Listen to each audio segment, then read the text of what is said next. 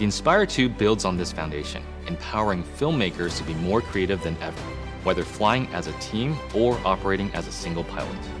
A dedicated 2-axis stabilized FPV camera with independently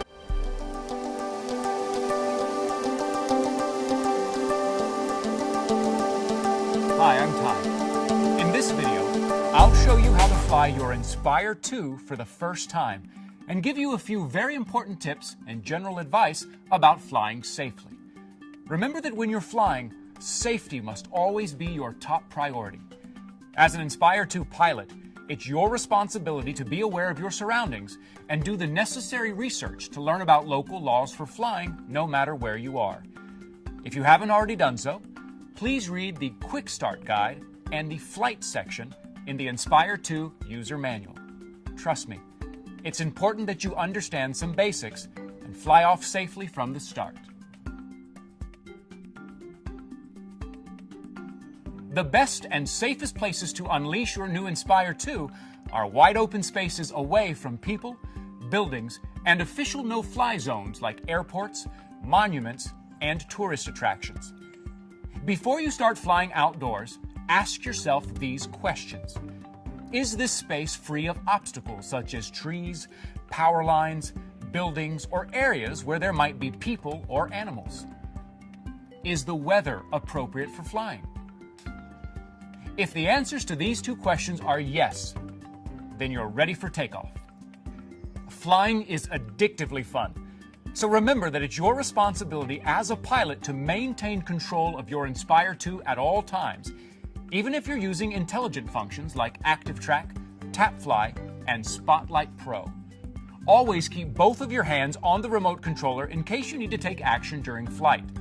Maintain a line of sight with the Inspire 2 at all times, and be careful not to fly too far away or behind structures that will block your view. Monitor your altitude. Remember, as a drone pilot, you're now sharing airspace with full-sized commercial and other aircraft, so avoid flying over 400 feet or 120 meters above ground level. To fly the Inspire 2 safely, orientation and compass calibration are extremely important. This is because the direction the aircraft faces changes how the Inspire 2 responds to control inputs. So let's first familiarize ourselves with some basic flight maneuvers. The left stick controls altitude and yaw. Push the left stick up to go higher and pull it down to go down.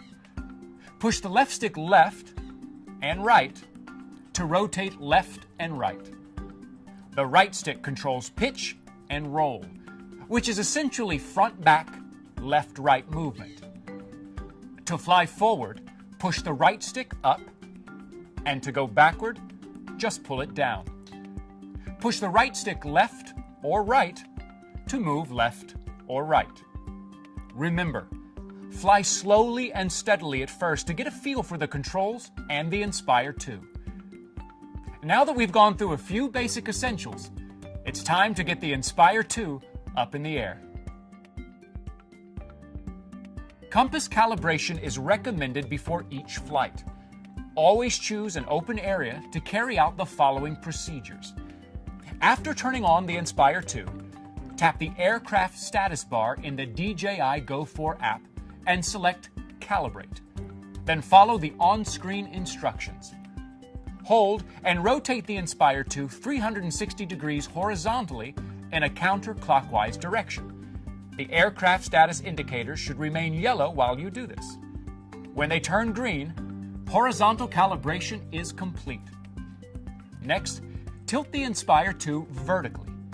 Repeat the 360 degrees counterclockwise movement. The Inspire 2's indicators should flash green quickly to indicate successful calibration.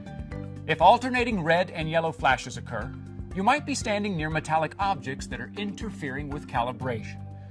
Just move away and try again. Now you've completed compass calibration. Place the Inspire 2 on a flat surface and wait a few seconds for it to warm up. DJI Go's status bar will turn green and say, "Ready to go." Now you're ready to fly.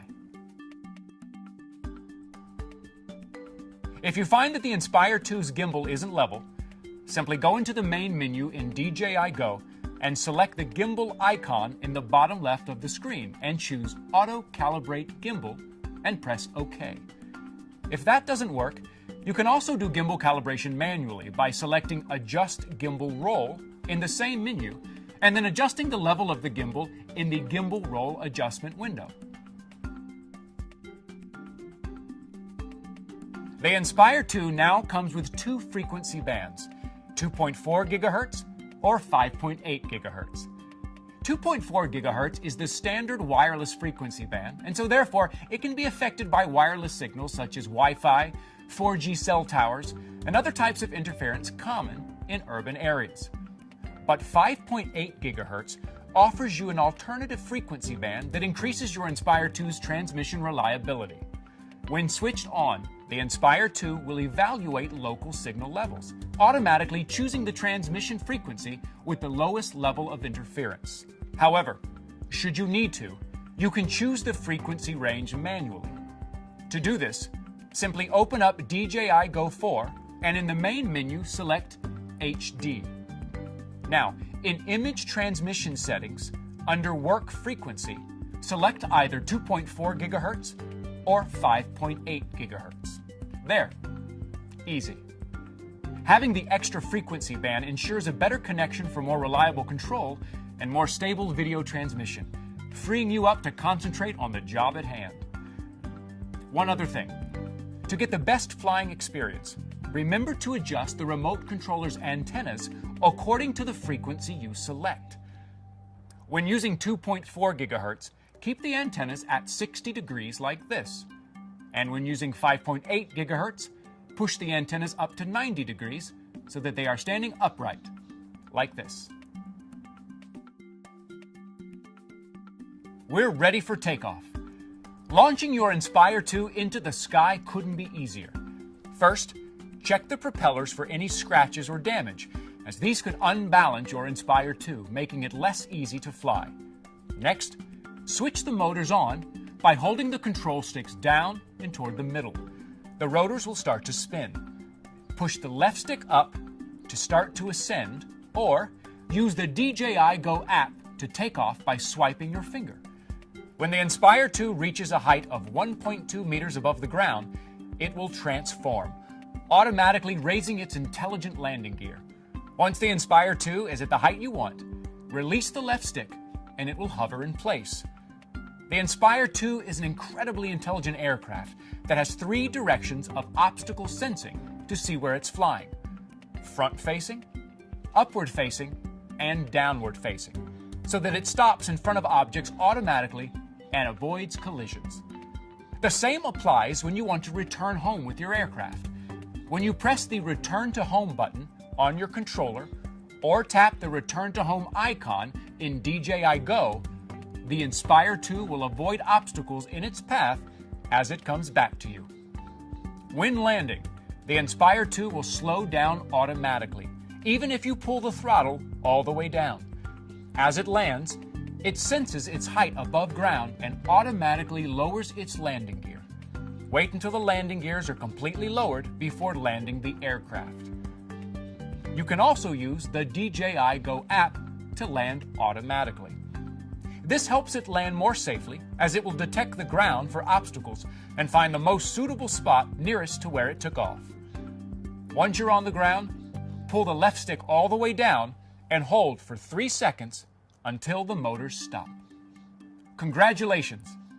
You've just completed your Inspire 2's debut flight.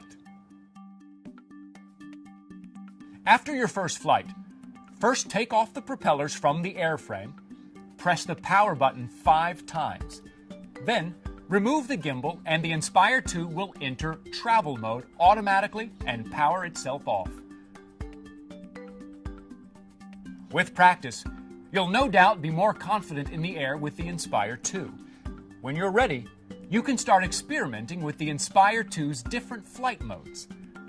P mode is the regular flight mode, which includes GPS and GLONASS satellite positioning, visual positioning, and obstacle sensing systems.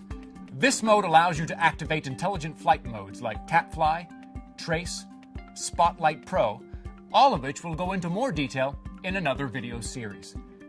S mode is sport mode and is intended for high-speed maneuvers, giving the Inspire 2 a top speed of 58 miles per hour, or 94 kilometers per hour, with amped-up agility and responsiveness.